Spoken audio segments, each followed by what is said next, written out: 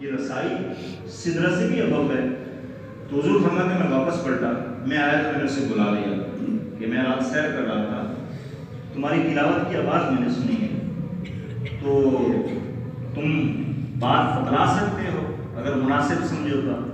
اس نے تو حضور بات یہ ہے کہ میرے باپ کا انتقال ہو گیا تھا, ماں نے تربیت کی, ماں اب نبی نہ ہو چکی ہے. میری ماں کو نا قرآن کی تلاوت کا بڑا شغف تھا, بہترین جو شغل تھا میری ماں کا وہ قرآن کی تلاوت تھی. مجھے قرآن نہیں پڑھنا آتا تھا لیکن پھر بھی بزور بازو میری ماں مجھے اپنی آغوش میں ڈال کے قرآن کی تلاوت اونچی آواز سے سنتی, جو کچھ پڑھتی میرا منہ کھول کے نا اندر پھونک ڈال دیتی. تو مجھے قرآن سے رغبت ہو گئی, تو میں نے بھی قرآن پڑھ لیا.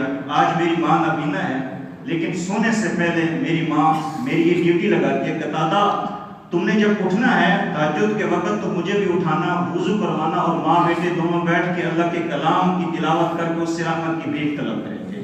تو اے میرے کریم لجپال آقا, میں اور میری والدہ مل کے قرآن پاک کی تلاوت کرتی ہیں.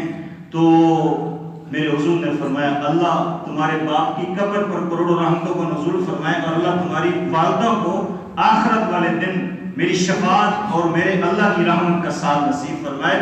جو والدین ایسے ہوتے ہیں وہ اپنی اولاد کو ایسے